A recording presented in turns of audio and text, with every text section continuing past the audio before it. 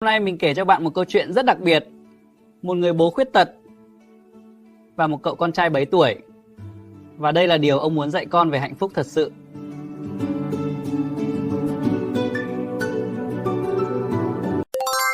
Chương 1. Câu hỏi khiến trái tim người bố lặng đi. Tiếng cười của trẻ con vang lên ngoài sân. Ba ơi, con có robot mới nè. Ba mua cho con cái này nè, mắc lắm đó.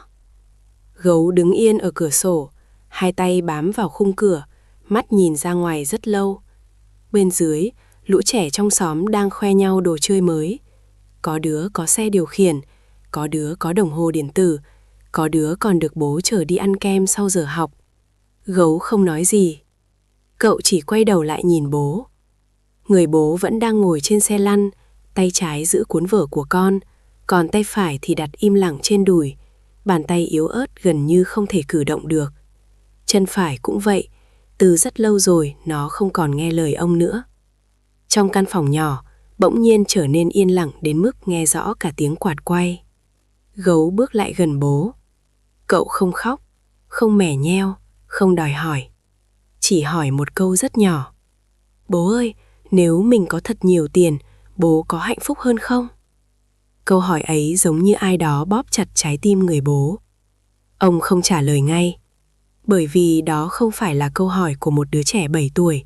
Đó là câu hỏi của chính ông, từ rất nhiều năm trước, khi ông còn là một đứa bé nằm trên giường bệnh, không thể cử động chân, và không hiểu vì sao cuộc đời mình lại khác người ta đến vậy. Người bố nhìn con trai, rồi nhìn xuống bàn tay phải yếu ớt của mình. Rồi ông nói, giọng trầm lại. Con biết không, có một thời gian rất dài, bố cũng từng nghĩ giống con. Gấu im lặng.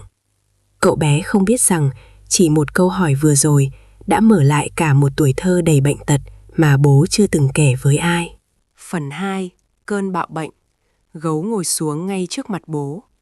Cậu bé không hỏi nữa, chỉ nhìn bố rất chăm chú, như đang chờ một câu chuyện thật quan trọng. Người bố khẽ thở ra. Ngày bằng tuổi con, bố đã nằm trong bệnh viện rồi. Gấu giật mình. Bệnh viện hả bố? Người bố gật đầu, ánh mắt chậm rãi nhìn xuống bàn tay phải của mình. Bàn tay vẫn yếu đến tận bây giờ. Hồi đó bố bị bệnh rất nặng. Ban đầu chỉ là đau thôi, rồi sau đó chân phải yếu dần, tay phải cũng vậy.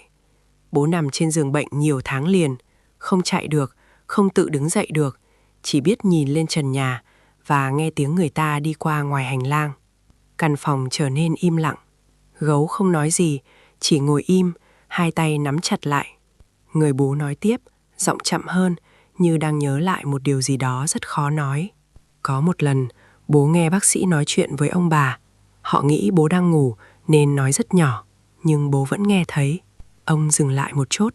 Bác sĩ nói, bệnh của bố rất nặng và có thể bố sẽ không sống được quá 20 tuổi. Gấu ngẩng lên ngay lập tức. Mắt cậu bé mở to như không tin vào điều vừa nghe. Người bố mỉm cười rất nhẹ, nhưng giọng nói bắt đầu nghẹn lại. Lúc đó bố còn nhỏ lắm, bố không hiểu hết mọi thứ, nhưng bố hiểu một điều là có thể mình sẽ không lớn lên như những đứa trẻ khác. Ông nhìn xuống chân phải của mình, rồi nói tiếp. Sau này bố không khỏi hẳn, chân phải vẫn yếu, tay phải cũng vậy, và bố phải ngồi xe lăn như con thấy bây giờ. Gấu cúi đầu xuống, mắt bắt đầu đỏ. Người bố nhẹ nhàng đặt tay trái lên vai con. Những ngày nằm trong bệnh viện, bố cũng từng nghĩ giống con. Bố nghĩ nếu nhà mình có thật nhiều tiền, chắc bố sẽ không phải chịu đựng như vậy, chắc bố sẽ được chữa khỏi, chắc bố sẽ không phải ngồi xe lăn. Ông khẽ thở ra. Nhưng sau này bố mới hiểu, khi con phải đối diện với bệnh tật, con sẽ thấy tiền rất quan trọng, nhưng nó không phải là hạnh phúc. Gấu không nói gì nữa. Cậu chỉ lặng lẽ bước tới ôm lấy bố thật chặt, như sợ bố biến mất nếu buông tay ra. Người bố khẽ nhắm mắt lại, vì đôi khi hạnh phúc không phải là cuộc đời hoàn hảo, mà là mình vẫn còn ở đây, vẫn được con ôm và vẫn có thể kể lại câu chuyện của mình. Phần 3. Gấu vẫn ôm bố rất chặt. Cậu bé không hỏi thêm gì nữa, chỉ im lặng như đang tưởng tượng ra những ngày bố còn nhỏ, nằm một mình trong bệnh viện. Người bố khẽ xoa đầu con. Nhưng con biết điều khiến bố không gục ngã là gì không? Gấu khẽ lắc đầu. Người bố mỉm cười, ánh mắt dịu lại. Là gia đình. Ông nói chậm rãi, như đang nhìn lại từng hình ảnh trong ký ức. Ngày nào mẹ cũng ngồi cạnh giường bố. Có hôm mẹ thức cả đêm chỉ để xem bố còn sốt hay không. Bố mở mắt ra là thấy mẹ, nhắm mắt lại cũng nghe tiếng mẹ gọi tên mình. Gấu ngẩng lên nhìn bố, mắt đã bắt đầu đỏ. Người bố nói tiếp, ông ngoại thì đưa bố đi khám hết bệnh viện này đến bệnh viện khác. Có những ngày ông phải cõng bố trên lưng, vì lúc đó bố không thể tự đứng được nữa. Ông dừng lại một chút, giọng trầm hơn.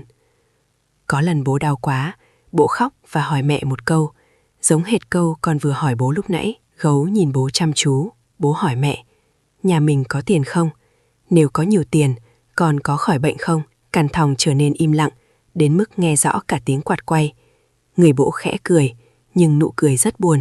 Mẹ không trả lời ngay, mẹ chỉ nắm tay bố và nói, mẹ không biết con có khỏi hoàn toàn không, nhưng mẹ biết một điều, dù thế nào mẹ cũng sẽ ở bên con.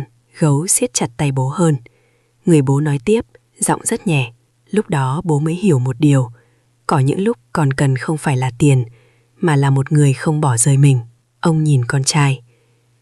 Và chính những ngày trong bệnh viện đó, bố hiểu hạnh phúc không phải là cuộc đời hoàn hảo, mà là dù đau đến đâu vẫn có người nắm tay mình.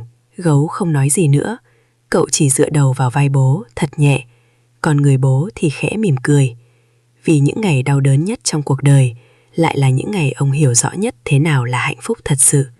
Phần 4. Người bình thường nhưng có một trái tim đủ lớn. Gấu vẫn dựa vào vai bố, im lặng rất lâu. Cậu bé nghĩ bố đã phải đi qua quá nhiều điều buồn.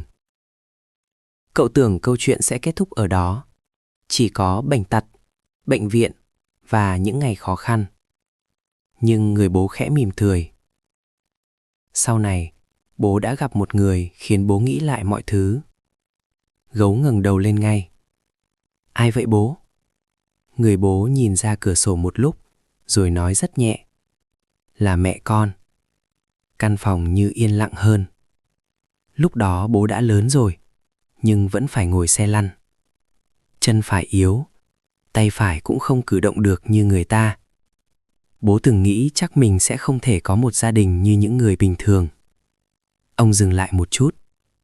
Bố từng nghĩ không ai có thể chấp nhận một người như bố. Gấu nắm chặt tay bố hơn. Người bố nói tiếp, giọng chậm lại, nhưng ấm hơn. Nhưng mẹ con lại khác. Mẹ không nhìn chiếc xe lăn trước, mẹ nhìn con người của bố trước. Mẹ không hỏi vì sao bố bị như vậy. Mẹ chỉ hỏi, anh có buồn không? Gấu mở to mắt. Người bố khẽ cười. Lúc đó bố mới hiểu, có những người không cần mình hoàn hảo, họ chỉ cần mình chân thành. Ông nhìn con trai và nói tiếp, mẹ con không phải người đặc biệt gì cả, chỉ là một người bình thường thôi. Nhưng mẹ con có một trái tim rất lớn. Mẹ chấp nhận yêu bố, dù bố không thể đi lại như những người khác. Mẹ vẫn nắm tay bố và nói, em không cần anh phải hoàn hảo, em chỉ cần anh đừng bỏ cuộc. Gấu không nói gì nữa. Cậu bé chỉ nhìn bố thật lâu, như đang cố hiểu một điều gì đó rất quan trọng. Người bố khẽ xoa đầu con. Chính lúc đó bố mới hiểu, hạnh phúc không phải là có một cuộc đời dễ dàng. Hạnh phúc là có một người vẫn ở lại bên mình, dù cuộc đời mình không hoàn hảo. Gấu khẽ ôm bố thêm một lần nữa. Và lần này, cậu bé không còn nghĩ đến tiền nữa. Cậu chỉ nghĩ rằng, nếu có một người vẫn yêu bố như vậy, thì bố của cậu chắc chắn là một người rất mạnh mẽ. Phần 5.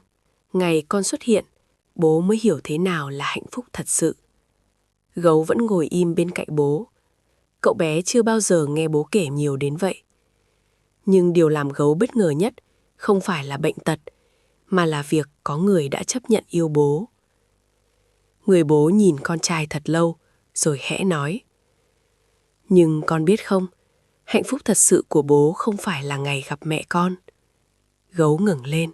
Vậy là ngày nào hả bố? Người bố mỉm cười, ánh mắt dịu lại hẳn. Là ngày con được sinh ra. Căn phòng im lặng vài giây.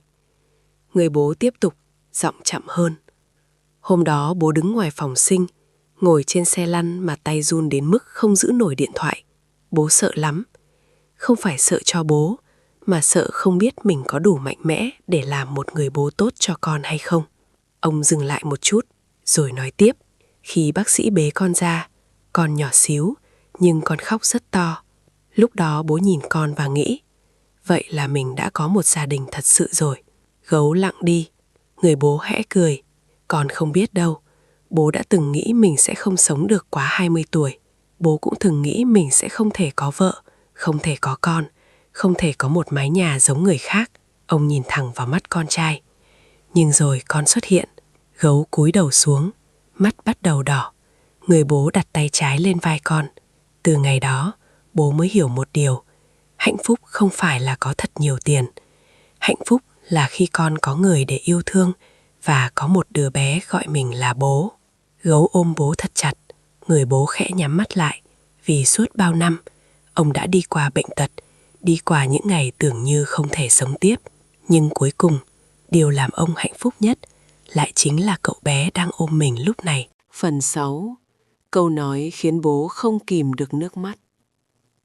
Gấu vẫn ôm bố rất chặt. Cậu bé không nói gì trong một lúc rất lâu. Chỉ áp mặt vào vai bố, như sợ nếu buông ra thì bố sẽ biến mất. Người bố khẽ xoa đầu con. Sao con im lặng vậy? Con tưởng bố buồn vì không đi được như người ta. Người bố khẽ cười. Bố cũng từng buồn chứ, nhưng bây giờ thì không nữa. Gấu nhìn bố rất lâu, rồi nói một câu thật nhỏ. Vì bố có con đúng không? Người bố sững lại. 1 giây, 2 giây. Ông không nói gì được. Gấu nói tiếp, giọng vẫn rất nhỏ nhưng rõ ràng. Con không cần bố phải có thật nhiều tiền. Con cũng không cần bố phải chạy nhanh như người ta. Con chỉ cần bố luôn ở bên con thôi. Câu nói ấy khiến người bố không kìm được nữa. Ông ôm chặt con trai vào lòng, khẽ nhắm mắt lại. Suốt bao năm, ông đã từng nghĩ mình thua kém người khác, từng nghĩ mình không thể mang lại hạnh phúc cho ai. Nhưng lúc này, ông mới hiểu, hạnh phúc không phải là cuộc đời hoàn hảo. Hạnh phúc là có một đứa con hiểu mình. Người bố khẽ nói, giọng nghẹn lại. Con biết không, dù bố không có thật nhiều tiền, nhưng bố vẫn là người hạnh phúc nhất thế giới.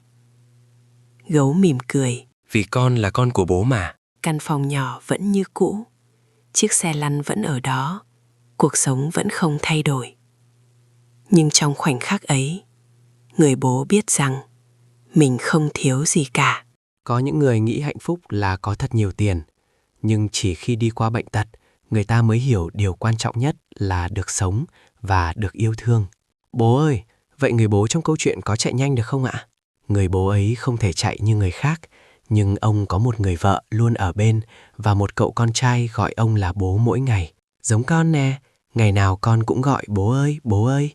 Và đôi khi, hạnh phúc thật sự không phải là có tất cả, chỉ cần có một gia đình luôn nắm tay mình, như vậy đã đủ rồi.